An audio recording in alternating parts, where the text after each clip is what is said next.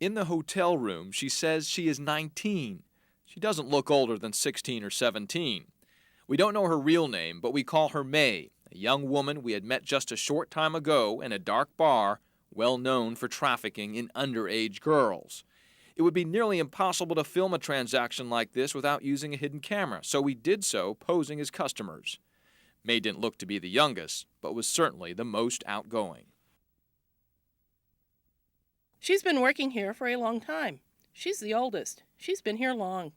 We had asked for young girls when we arrived at the bar, so the madam, or brothel house mother, points to some older girls we may not want.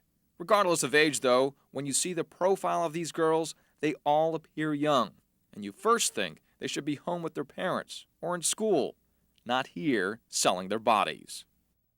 Baik, jadi secara umum ini ada.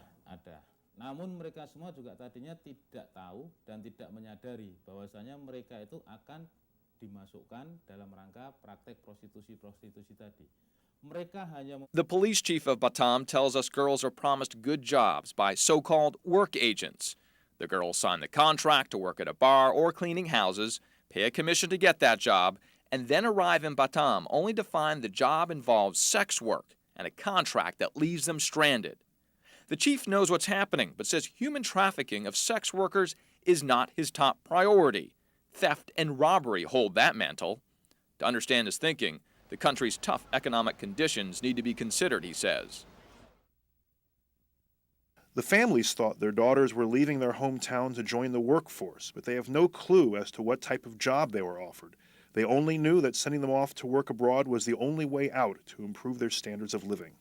We talk with the madam, who nervously plays with her trick log, and then we pay $35 for May and another girl. It's the only way to get them outside of the brothels so we can talk to them.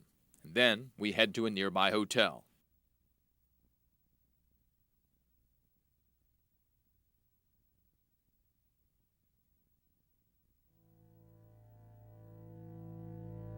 They're then taken to a hotel, sometimes never seeing the light of day, spending 24 hours inside, and after all of that, going straight back from whence they came, back into the brothels. Ironically, girls owe more money when they arrive at brothels than they did before. House rules vary, but in general, the girls are commonly charged $125 for travel costs. They also owe the agent that cheated them a commission of $200 to $300 for getting that job. At the brothel, they must get one trick a day, which yields roughly $12 to pay off their debt. Theoretically, they could pay off their debt in about a month, but if they get fewer than 30 tricks in 1 month, they forfeit all previous earnings and must start all over again. And in some cases, this can lead to a beating. Back in the hotel room, May tells us of one of the other girls at the brothel. Recently, my friend was beaten up 4 times. She wanted to send money back home, but didn't have a single booking for the past 2 months. The bodyguards that the NGO YMKK pointed out to me here, they say, beat the girls when they are late, beat them when they don't get enough tricks, and beat them when they attempt to run. The girls live in fear and with a sense of no way out. YMKK is hoping to save them one at a time. I've had many experiences helping some girls escape from prostitution places they were sold to. We had no second thoughts about helping them. Eddie has worked for 4 years battling sex slave trafficking at YMKK, a local NGO, and has rescued more than 30 girls from the brothels. He says the government needs to do more. They only managed to shut down one of the main areas of prostitution, but it didn't stop there. The business began flourishing in many other areas. The government has failed to make proper preparations to beat this problem. The police chief says they have had progress, with 18 cases solved in 4 years.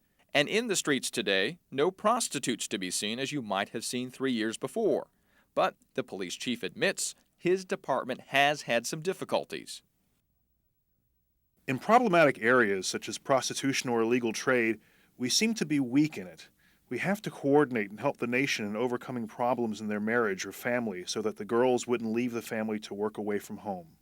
Nevertheless, the girls still leave home to help their families and once in the brothels live in double fear, pimps over their shoulders, and families finding out their shameful profession.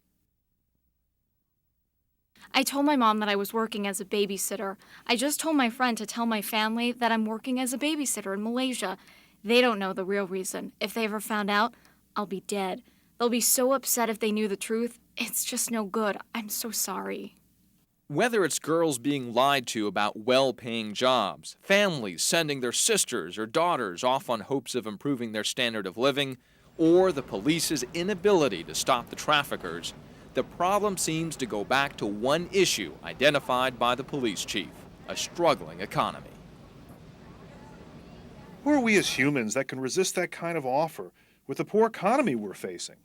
And the families of girls like May in this case cannot. Richard Lui, CNN, Batam, Indonesia.